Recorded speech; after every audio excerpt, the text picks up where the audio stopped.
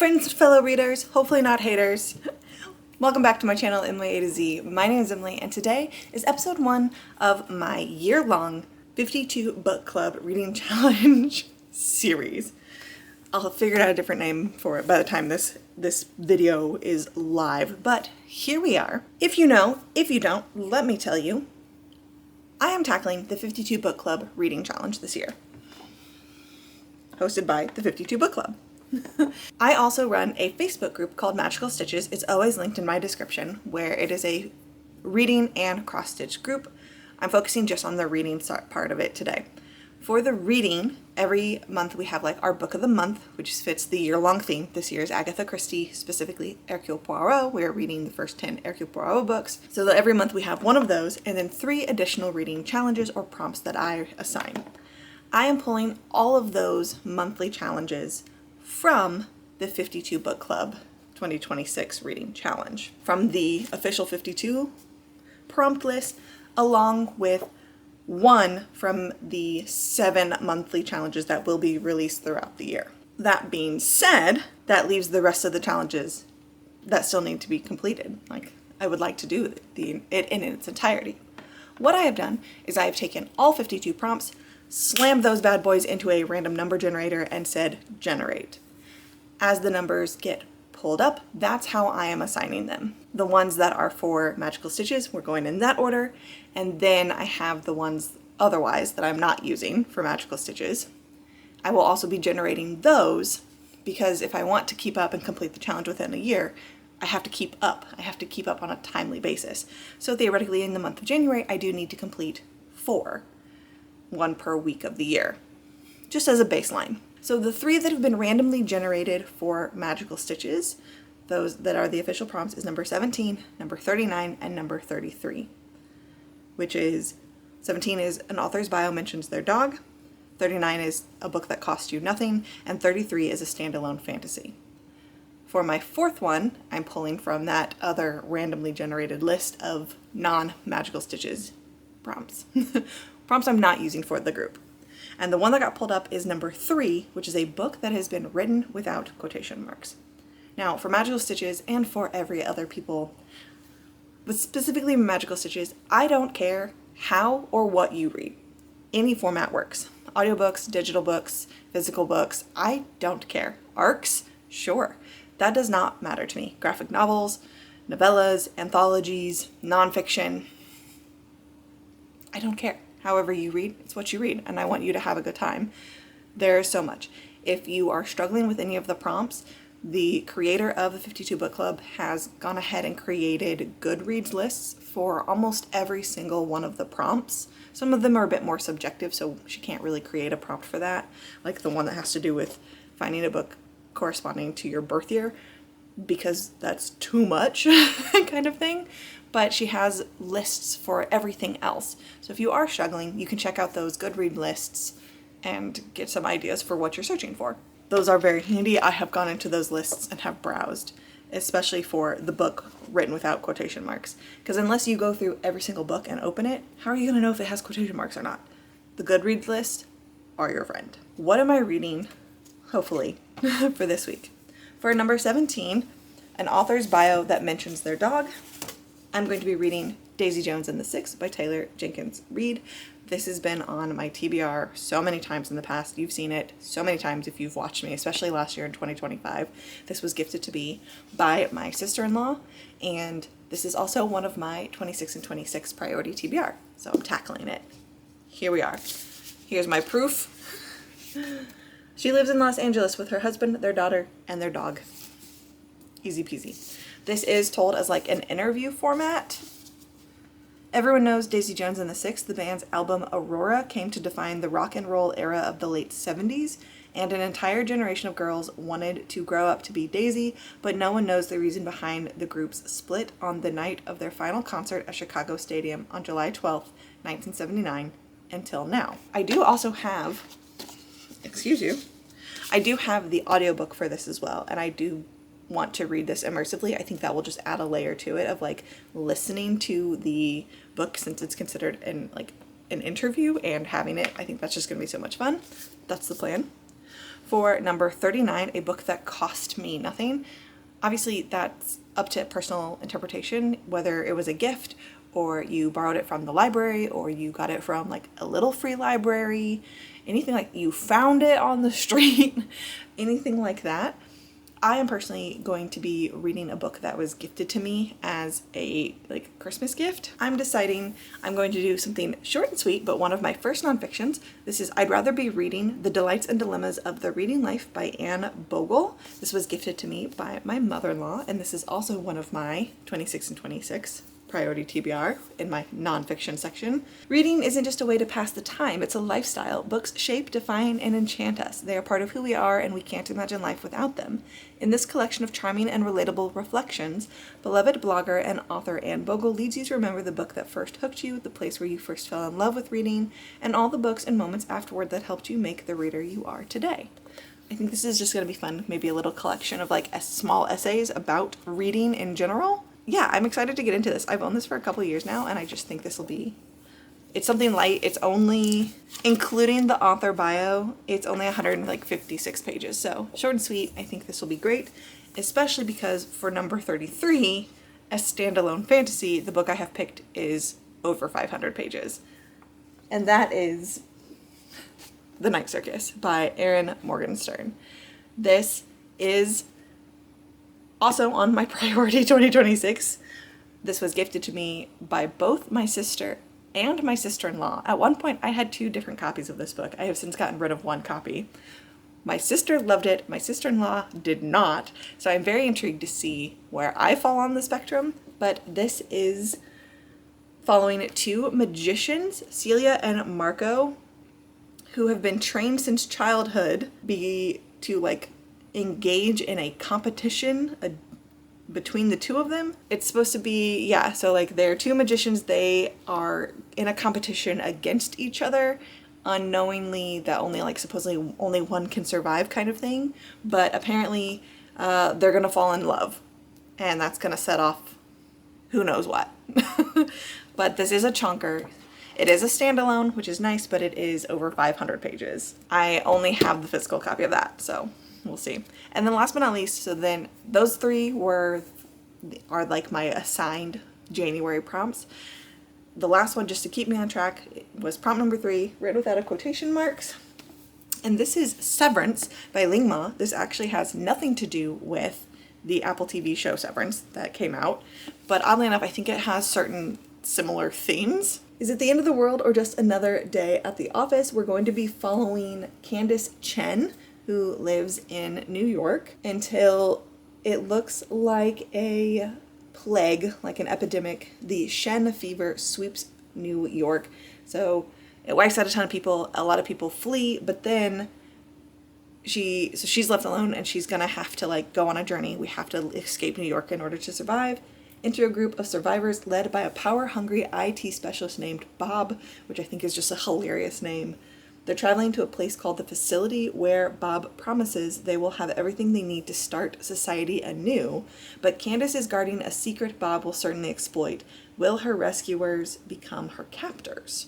Very intrigued by this. I love the simple cover that it's just this like pink cover. Let's see what I can accomplish in a week. I'm giving myself a week to do this. Why? I don't know, but I am. And let's just see what I can get done in a week of reading. Let's talk about The Night Circus. I am 200 pages in, and I'm bored. So you know what? Watch me do some boring chores while I talk about this boring book. I feel tired reading this book.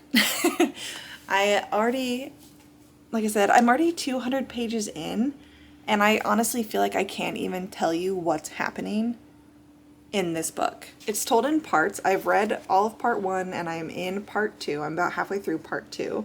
And so far, in my opinion, this book has been a lot of telling and not showing. We've met our key players.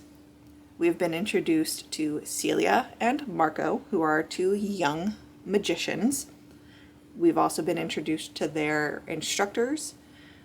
Celia is being instructed / was chosen by her father, a magician in his own right, and Marco was chosen by this random magician dude that is known only as Alexander, but that's not necessarily his name. Alexander and Celia's dad, Hector, have known each other for a long, long time. And they go, hey, want to have a competition? And basically, whose prodigy is better? It's implied that they've done this in the past, that they've had these competitions regularly where they both pick like a student and then set them up against each other and made the best one win. It's also kind of implied that there can only be one, but we don't know what happens to the other one. We don't know if the other one dies if they lose, or like they lose their magic. It's not clear. 200 pages in, and I still don't know what will happen to the loser. It is not explained to us. It's not explained to them. They don't know, and they're just like, sure, we'll compete in this challenge. They basically have been like groomed their whole lives since they were small children with the understanding that they're going to like fight or they're going to be in this magical competition, but they don't know what it means because neither one of their instructors will tell them what it means. Now, when I say that this book also has done a lot of telling and not showing, it is full of beautiful language. Don't get me wrong. There are descriptions upon descriptions of the people, the places, the circus itself, how the circus came to be, but we are not being shown anything about these characters. And I have found myself becoming increasingly frustrated about this. 100 pages in, I kind of clocked it and was like, this is kind of annoying.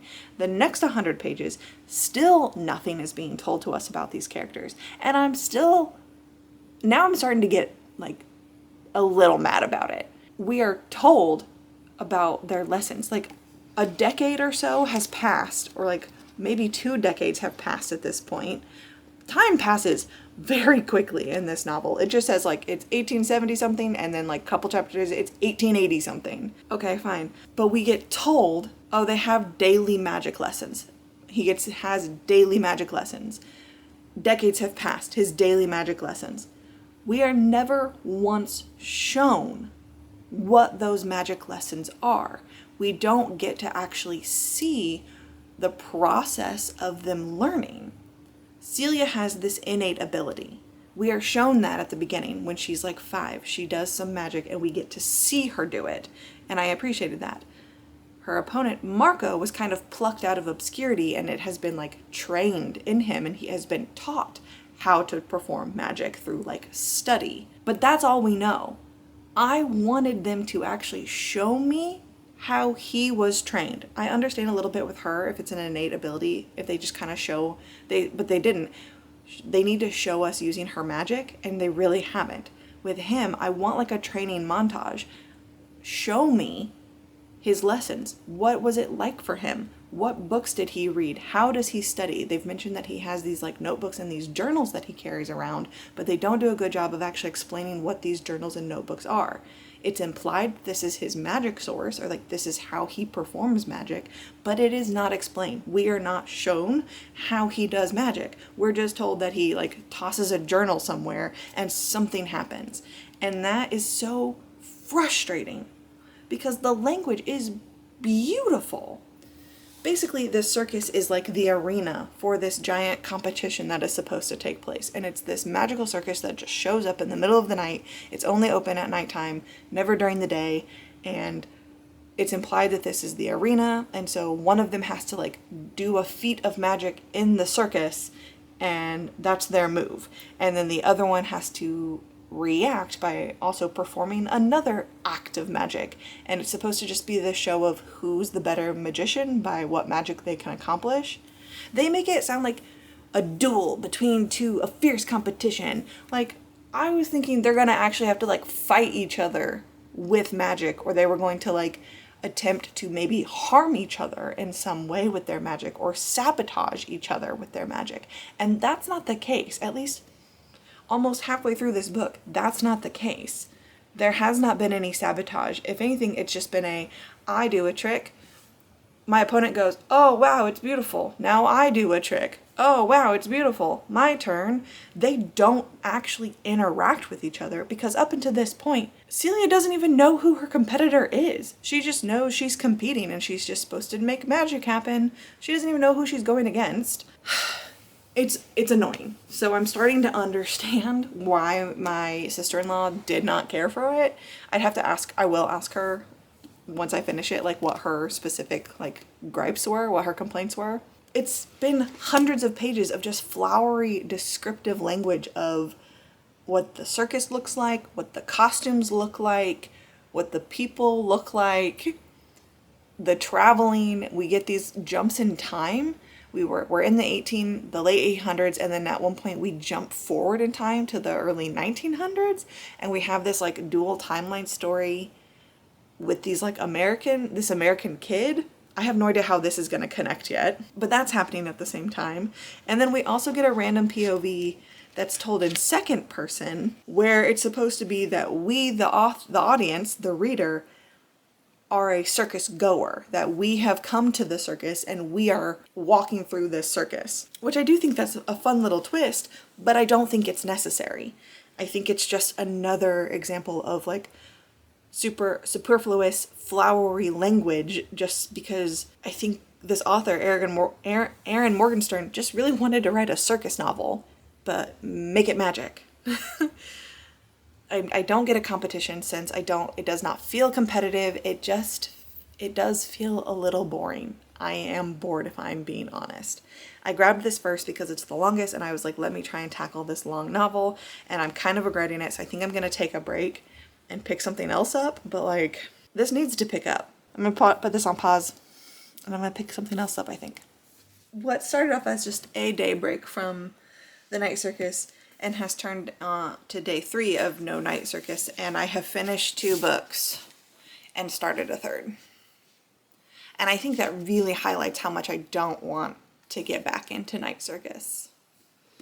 So I have to take that into consideration. I'll let you know. Anyways, let's talk about what I have finished though. So, Daisy Jones and the Six by Taylor Jenkins Reid. I read this in a matter of 2 days, and I did do the immersive reading. I listened to the audiobook whilst I read it physically, and truly think that this is the way to go if you're going to consume this. The audiobook is phenomenal in that it is a full cast. Nice sweet pea. It is a full cast production. And so every single character has their own voice actor, and I think that is brilliantly done. So Daisy Jones and the Six is told as an interview. Like that's what it is. It's kind of a book within a book. It's very meta. It starts with the author has attempted to pull together what happened to Daisy Jones and the Six. And so we follow through interviews between the various players of Daisy's rise to fame, how the Six became the Six, and then the meeting of the minds, if you will, of how Daisy Jones became part of the Six. The Six was its own separate band of 6 people. Daisy was this like up and coming beauty on the music industry scene, and at some point it was thought to be a great idea to bring the two together. Daisy joined the Six, and they were known as Daisy Jones and the Six.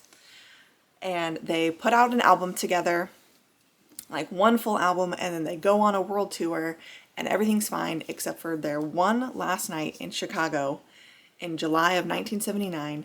They did a show, and then after that, they stopped in the middle of the tour. They never toured it together ever again. They never put out a second album, and they seemingly everyone went their own separate ways after whatever happened that night.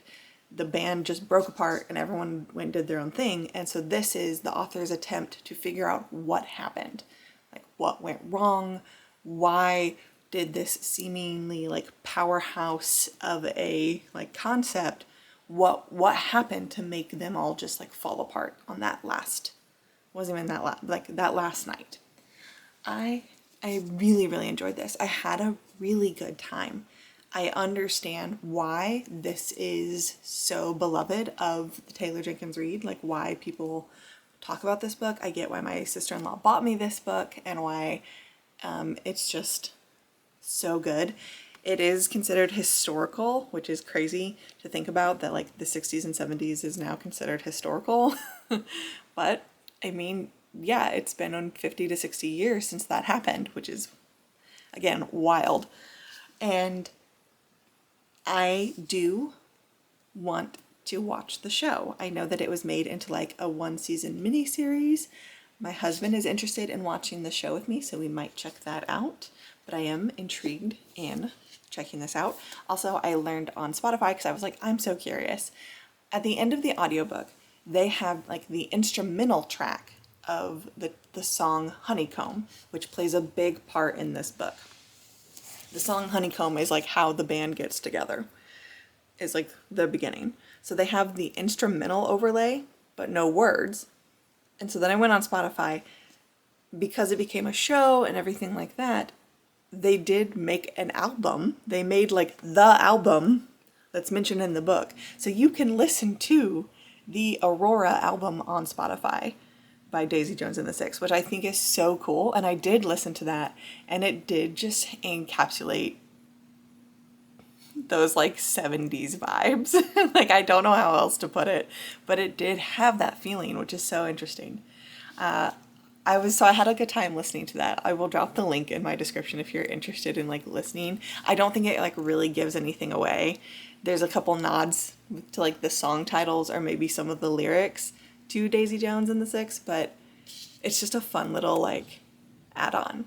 That's why this is not a 5 for me. Whilst I loved this, I don't think Daisy Jones would hit as hard without all of those immersive benefits or immersive add-ons. If I just read this physically with my eyes, I don't think I would like this as much as I did.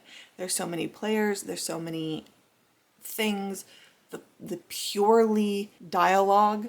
Obviously a lot of exposition does still happen, and like we did this and we went there. It's just like a first person narrative. But there's something there's a layer to it when you listen to the audiobook of this, and knowing that there is a soundtrack, that there is now a TV show. I understand like this came out in 2019, so it's still fairly new, and I think it took off right away. And I get why it is so popular. For me, I don't think it would hit as hard without all of these additional benefits. I realize I liked it so much because of those added on things. So on its own though, it's not a 5-star read, which is why I'm not giving it a 5-star, but it is a 4-star read. I did have a really good time. I dare say I'm close to saying I loved it. Like I did. I really, really enjoyed the time I had with this, and I blazed through this. It does have my stamp of approval, you could say. I will be keeping this. I'm glad I have it. I can't wait to watch the show. I'm intrigued to watch the show. Right after I finished that, I did pick up I'd Rather Be Reading: The Delights and Dilemmas of the Reading Life by Anne Bogel. This was gifted to me by my mother-in-law. And just to recap, this was for a book that the author's bio mentions their dog. This is for a book that cost you nothing or cost me nothing. Basically everything I have read so far this year fits under that category. I read primarily from the library and from my own bookshelf, which is a lot of books that I have not purchased for myself.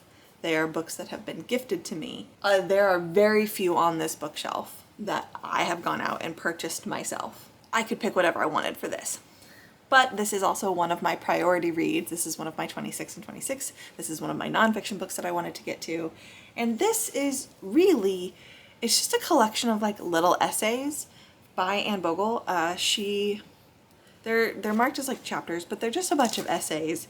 And they're all about just different concepts of like being a reader and different things that are like universal truths when you read books and you love books. So it is really cute. It is fun. I have nothing too negative to say about it. It's one of those things where like it feels like a memoir, but it's not, because it's just a collection of little essays. It's 150 pages. But it is like her little personal anecdotes of like one of their first houses that they ever lived in when she was a newlywed was right next door to the library, and how as they started to have kids, she would take her children to the library almost every day because they could just walk next door to the library. Or when she needed a break from motherhood, from just like the demands of new motherhood especially, she could just go next door to the library. She would put so many books on hold because the library was right there, and there were always programs and story times and things like that, which I definitely understand and love, being someone that works at a library and has lived very close to libraries. I was at the library so much growing up, and I do think that that is an integral part of like my identity and who I am as a person and as a reader, because I spent so much time there and I loved being there for a multitude of reasons. And so I get it. I get her joy. I'm giving the collection as a whole a 3. I read this in one sitting. It took me like 2 hours to read the whole thing. A 3 feels fitting. It's not like outstanding. They're very short. I feel like they were like blog posts. She runs The Modern Mrs. Darcy, which is a blog, and it does feel like she took her like little blog posts and just put them in book format, and there's nothing wrong with that, but some of them I think could have done better, a little bit more fleshed out. We could have delved deeper on certain topics that she wanted to talk about, and some of them that are short, I think that's perfect for a quippy little blog post, but maybe not for a full-length book. And then, because I still didn't want to go back to the night circus, and I'm now questioning all of my decisions, I started Severance by Ling Ma. And this is a book that I chose for has no quotation marks in it, and I'm already 100 pages in. It is an almost 300-page book, and I got 100 pages into it last night. I'd say whoops, but I regret nothing. This is a diverging timeline, multiple timeline narrative in a like dystopian speculative fiction 2010s era. This came out in 2018, and there are some like crazy parallels to the COVID-19 pandemic. Like, it's a little eerie. But we're following Candace across multiple timelines of her life as a Chinese American immigrant. She came to America when she was about 5 from China. Her parents brought her to America for like a better life, that whole narrative. And so she has grown up in America. As an adult, she gets a job working in this book publishing firm in New York, specifically in Bible production.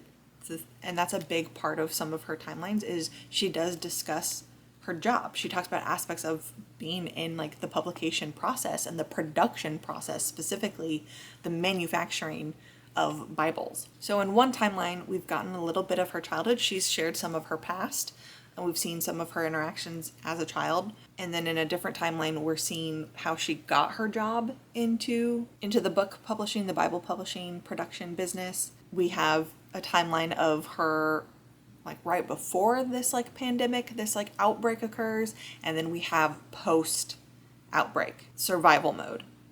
We have not yet actually seen her in the outbreak yet. I think that's coming, but we haven't seen it.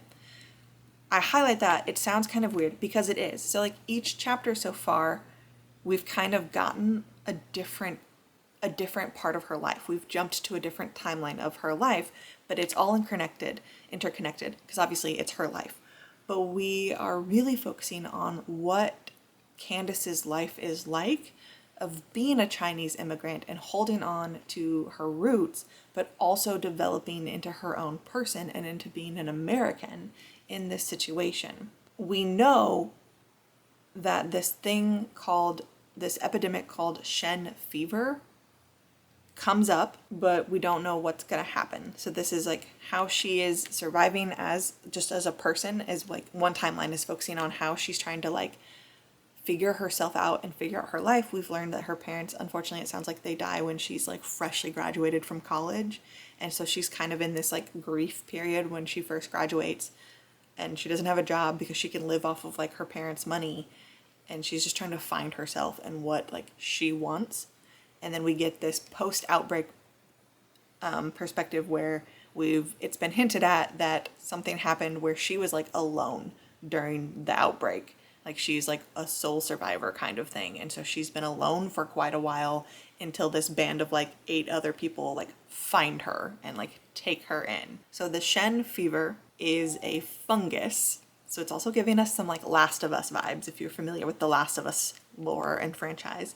So it was a fungus that originated in China, and it was on books or on paper or on other objects, like as fungus and molds and stuff grow, and it was transported across the globe.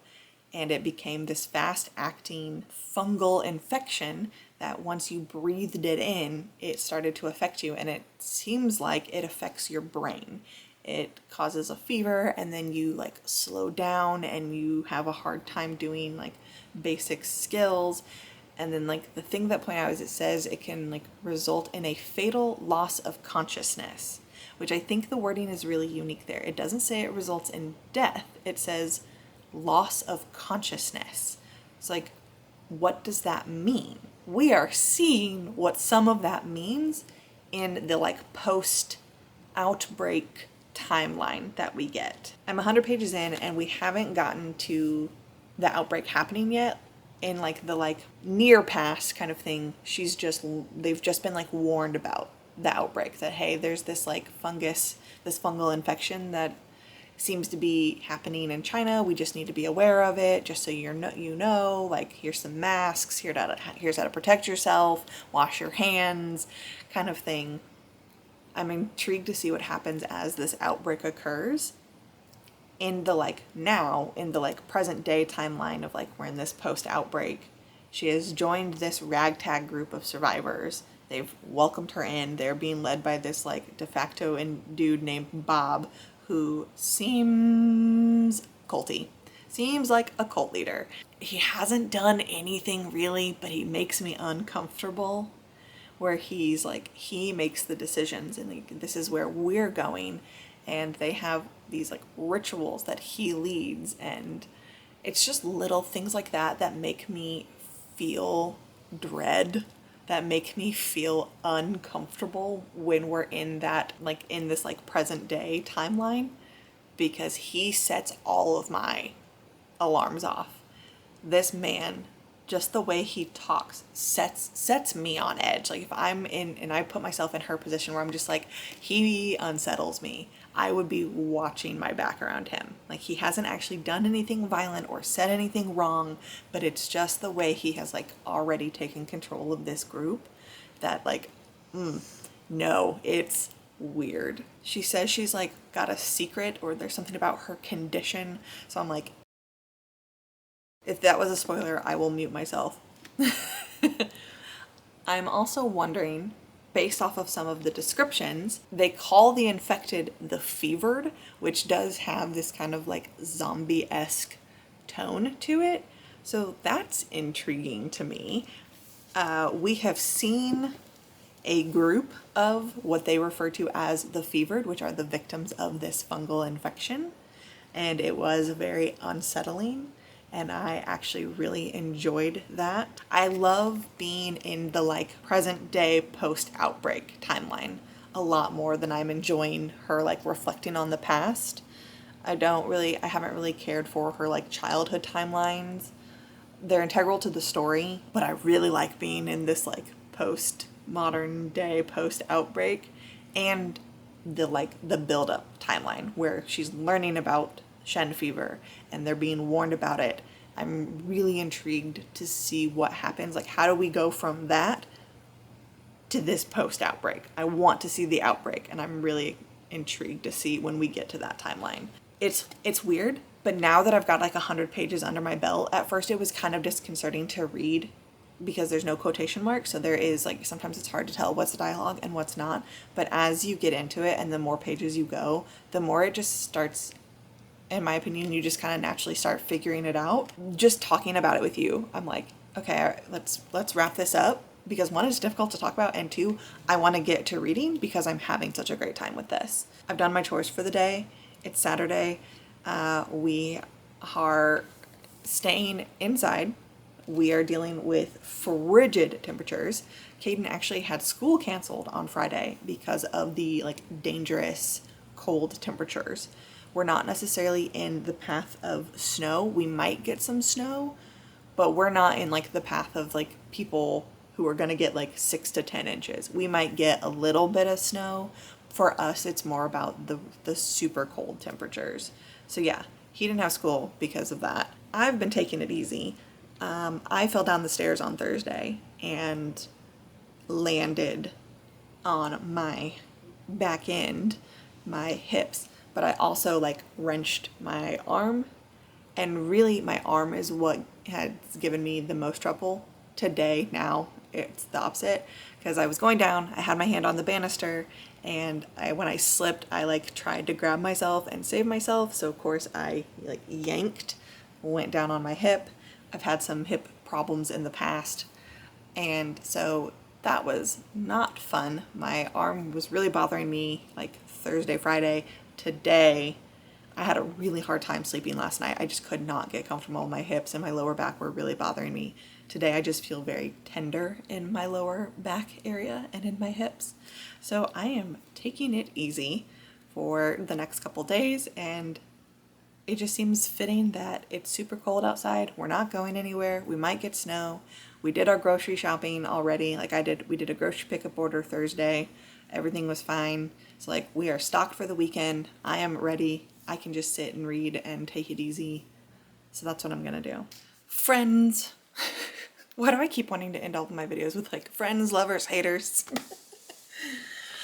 Fellow readers, it is time to bring this vlog, essay, this video to an end. I have good news and I have bad news. We're gonna start with the good news because the bad news isn't really that bad, but I have finished Severance by Ling Ma, and I am giving this a 4. It's like, how do I talk about this book? I had a hard time giving you the synopsis, and here I am now at the end of it saying, how do I explain to you why this was a 4? Candace goes on this journey of self-discovery, and I get why it's called Severance. This fever, this Shen fever that came in, wipes out like the population. So this is a very dystopian novel. This fungal infection spreads and slowly just decimates the population of Earth as we know it. And so we see as Candace throughout various stages of her life, not just in this pandemic and this epidemic, has to sever different parts of herself in order to move on, in order to survive, in order to keep living. She is severed from her parents when her parents first immigrate to America to start making a life for them. And then when she has to leave China to join her parents in America, she is like severed from her old life in China. Like she has been separated, things have irrevocably changed between how things were with her parents and how things are now with her parents in America. She and her boyfriend break up, and that is another severance. Like this, she has this first apartment that she like grows up in kind of, and she has to move because it's being taken away and converted. It's like, that's another severance. She is going through her job, and then when the world falls apart, like there is this big severance between what life was and what life is now. And this novel really, really highlights those disparities of what things were and how they are now, and how there is sometimes, not always, but sometimes there is a very defining event that causes a severance, that causes you to experience these splittings, this change. I had a great time. I loved the writing in this. I thought it was really well done. So in this, where we have those separate timelines, is really effectively done. It is very clear, even without quotation marks and without like explicitly stating, you can tell when we are in the present day post-pandemic and when we are in pre-outbreak, and even further back when we are in childhood, or at one point we get like a section of like her parents. And I think this novelist does a really, really good job of like highlighting that. Contrast that to a different book I read earlier this month called Alternate Sides by Anna Quinlan. That also, I'm gonna pop out, I'm only bringing this up because that also deals with like dual timelines at certain points. We go back and forth in time to highlight different aspects of the narrative. It is done poorly in this novel, in my opinion. I did not like it. It was jarring. It was not cohesive. It was very, very difficult to tell when we were in the past versus when we are in the present for this like stream of consciousness narrative. versus here, where it also has that almost stream of consciousness feeling. The time jumps make sense and they are clear and they are an integral part of the story. I really, really liked this. It's not quite a 5, only because I found that there were certain timelines that when we were in, I grew bored of very quickly and I just wanted to get back to a different narrative. I really liked this like post-outbreak situation and I kept wanting us to be back in there. I wanted more from that timeline and I didn't get enough of that. I will also qualify this as kind of a zombie novel. The people who become infected with the fungus become what they deem fevered, and they are basically walking catatonic versions of themselves. They don't hunt other people, they're not cannibalistic or anything like that, but it basically seems like the lights go off, but the body is still working. And so the people that become sick, they become fevered, it's like they get stuck in familiar loops, and so they will just continue to do the same patterns over and over and over and over and over, and they will continue, and it loops. And so like one of the examples we see early on is like a family. They were all fevered together, and we see the mom is in the dining room pulling plates down out of cabinets, setting the dining room table, calls the family kind of thing. The family walks in, they sit down and like pretend to eat. The mom gets up, picks all the plates up, puts them back in the cabinet, and then does it again. Like it's just this never ending loop until they eventually die. But they are no longer cognizant of anything else. They're described as just like, they're completely blank, they're expressionless. You can't rouse them, they're just gone. And so they're referred to as fevered. And so it is a take on the zombie trope, which I found very fascinating. So if you're kind of someone like me who I'm not necessarily interested in reading like zombie literature, but if you're participating in Herkyed and you still need a zombie book, I would count this. I don't know, I just wanted more. I will also say, if you like ambiguous endings, if you like vagaries in your speculative fiction or your dystopian fiction, you will probably like this. Sometimes I do, sometimes I don't. It really worked in this case. Would I have loved to see more of what happens to Candace? Absolutely. But I like where this ended and it feels good. So, dystopian, speculative fiction, ambiguous ending. Yeah, 4 stars. So on to the bad news. I have decided I am not DNFing the Night Circus, but I'm not DNFing it. I am putting a pause. I am like soft. I don't even want to say I'm soft DNFing. I'm pausing on it. I still plan to finish it by the end of this month, which at this point, I've only got about 6 days left of the month. However, I also still have about 4 to 5 books I still want to read / need to read before the end of January is over, that are like book club books, or it's like the buzzword books, things that I'm still actually very interested in. And I know that if I continue to sit down and force myself to read this book right now, I'm gonna put myself in a slump because I'm bored. So I'm gonna take a little bit of break, an even longer break from it. Plus I have to end this video today and I'm not gonna continue. So I'm soft DNFing. I'm pausing the Night Circus for now. I'm going to focus on the other books that I want to get done / need to get done before the end of the month. And I will come back to the Night Circus. I might try and read a little bit every day and just to get through it. I still have like 100 pages left. 100 pages still have like 200 to 300 pages left. Yeah, I still have like 300 pages left, and it's just not worth the time and the effort that this is causing me. I'm not gonna slump. So the video ends here. You'll have to stay tuned. I will be doing a January wrap up, and that's where you'll find out if I actually finish it and what my thoughts are on it. I kind of feel like I need to finish it because it's for a 52 book club prompt. I don't know how I feel about including DNFs yet. So part of me is kind of wibbly wobbly on it. Do I count a DNF because I did attempt the book and tried to like make progress with it? Or do I say, nope, you didn't finish it, so it doesn't count? I'm leaning towards I chose it for that prompt. It's not my fault that it ended up being a dud, so I shouldn't punish myself by trying to fill in the blanks by like substituting another book. I don't know. Let me know what you think in the comments down below. I appreciate it. But I'm gonna go work on editing this video and then read some more. That sounds like a great idea. So thank you all so much for watching. I will see you all very, very soon. In the meantime, be easy with your hearts.